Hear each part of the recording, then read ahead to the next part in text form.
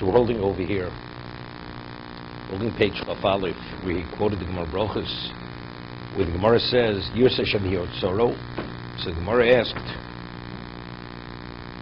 Moshe Rabbeinu says, Hakol b'dei Shema chutz mi'yirah shamayim, and it's based on what Moshe Rabbeinu said to Klal Yisrael, Ma Hashem elokech shom le'imo. What is Hashem asking of you? So what's our input? Our input is only Yirah Shamayim. So Mara asks, is it built to Zidrosi? So the Maharal asked a number of questions. Od, Masha Oma Kibeini Moshe Milsa Zidrosi. It says to Moshe it was considered not of a great matter.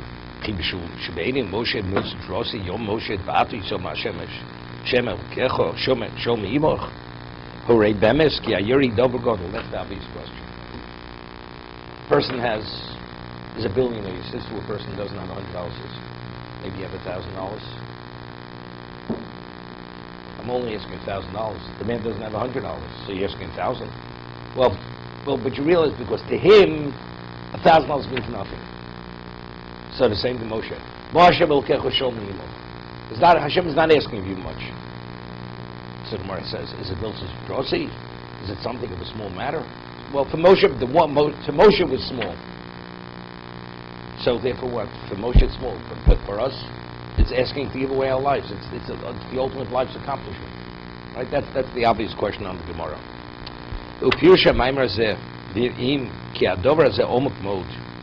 He says the understanding of this statement and what he's trying to communicate is something which is deep and profound.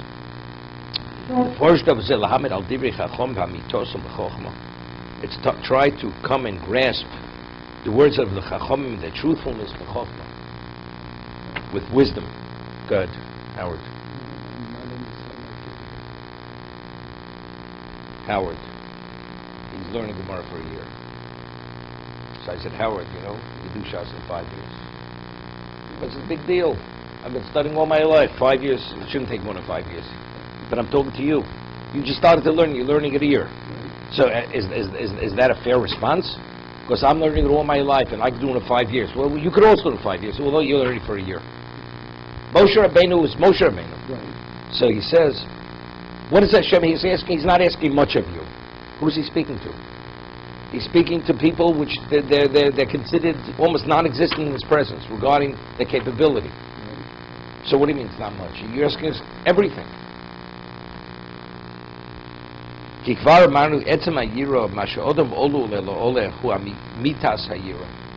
What's considered true Yirah Shamayim? Truly to fear Hashem. That everything in your life, you understand, you're only a consequence. You're an expression of a cause. There's cause and effect. Why do I exist? Why am I able to do anything? Everything reverts back to what? To the source. I'm linked to the source. Like we said, the branch versus the tree. Where does the branch emanate from? From the trunk. So what's the essence of the tree? The trunk, not the branch. The branch is only an outgrowth of the tree. So if we understand we're only an outgrowth of the will of Hashem, that means what are we regarding? If Hashem should cease to will our existence, we wouldn't exist. So we're negated. If you grasp that fully, you negate it to Hashem. You negate it to the source. And that's what Yirah Shamayim is. Recognizing your negation because of your base, the base of your existence is based on something willing your being. It's like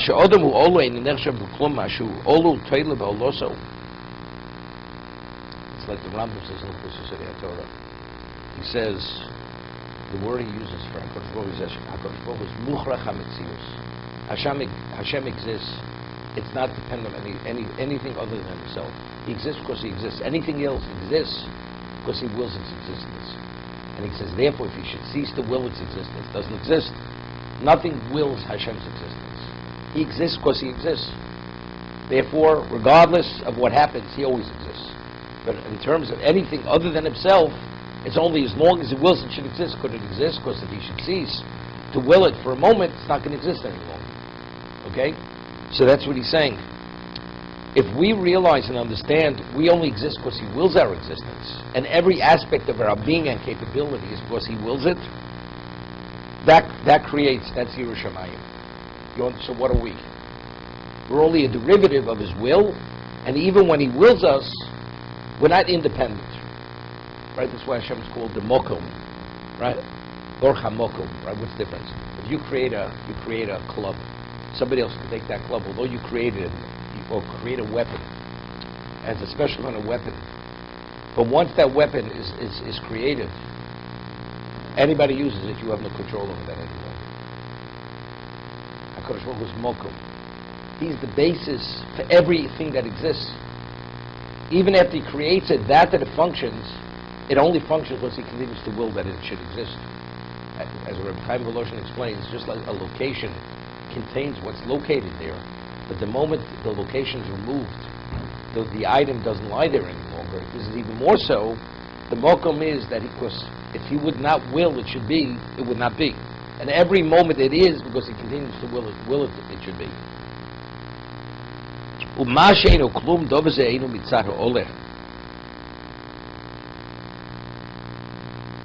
So why is it einu klum? Why is the consequence and the effect considered nothing?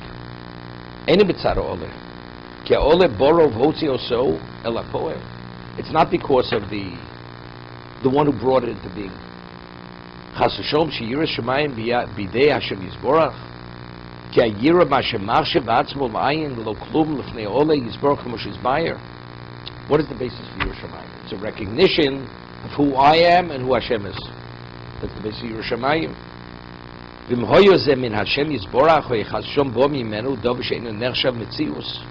The only way you could come to realize, to Yira Shemayim, you realize that you're nothing.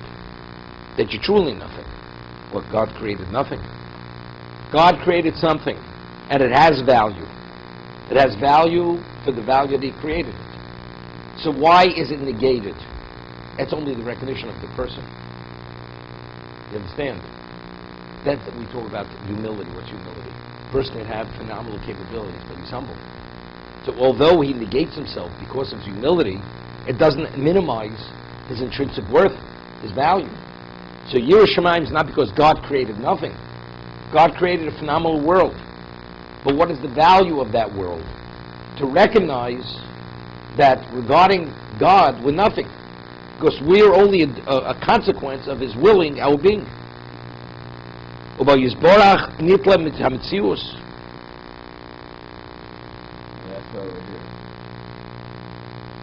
have to learn Maharal to understand why you're here. That He's everything. That's right. And if you recognize that, then you've accomplished, then you've succeeded. That is the purpose and value of existence. He's everything, and we're what? We're only a consequence of His will, and therefore His will is we should do His will. Because if you want to say, I'll do what I want, that means you don't recognize that He wills your will, He wills your being. Because if you recognize that, like if you know that at any moment your employee could terminate you, if you misbehave or you don't show sufficient amount of respect, you're going to behave yourself. Because you understand that every moment that you're working and you're going to receive a salary is only because of the relationship with your employer. So even more so with Hashem, if you want to be, you want to accomplish or succeed in what you're doing, you have to recognize and do what He wants. And the more you recognize that, the more you negate it.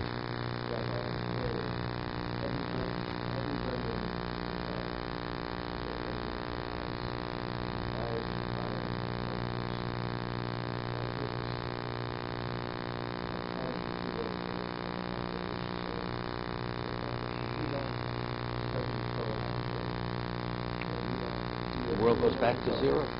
Goes back to pre-existence. Nothing. He's not interested in being in business. God doesn't want to be in business. God doesn't want to, but why is Lechvodi Barosim?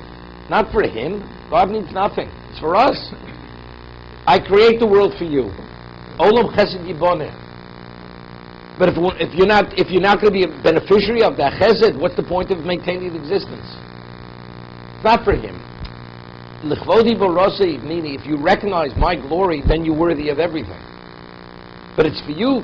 I only created that context that you should be worthy. But if you're never going to meet that, what's the point of existence? So he pulls the plug on everything. God doesn't need it for himself. The businessman needs the business for himself. He needs employees. Of course, he fires them all, he has no business. But God's not interested in having a business. He wants people to be beneficiaries and to have the ultimate opportunity. But if they're not addressing it, so what's the point?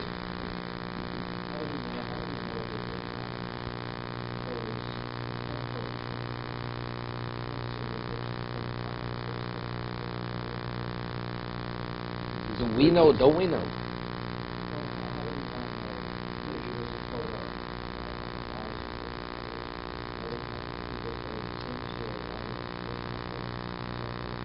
How do we? First of all, we have the Masorah. The Masorah came through prophecy, the Nevi'im. With the Poskim lo brisi yom v'lo elo? If not for my bris, in fact, day and night the world comes to an end. That was said to us. That means God pulls the plug. That means there's no existence. Means not only the terrestrial level, the galaxies, the planets, wherever it may be. There's no existence, pre-existence.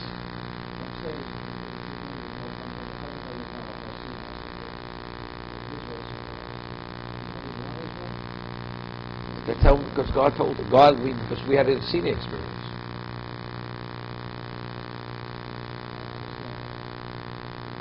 Now, if you understood it. It's like saying, maybe there's a tribe in the Amazon, and who knows, but it's irrelevant. It's irrelevant because God says you're everything, and if you don't behave and minimally toe the line to a certain point, we go back to pre-existence. Whoever may be, wherever they may be, it's all irrelevant. God told us it's irrelevant. You're the only one who's relevant to me. It begins and ends there. How do we know the authenticity of Torah? How do you know that? Because we had a Sinai. How do you know there's a God? How do you know you have a soul? How do you know you have a neshama? If not for Sinai, you wouldn't know you have a neshama. Maybe you're an intellectual animal. You're an ape with a brain, with an IQ. You walk around with a white coat. Okay, that's it. To be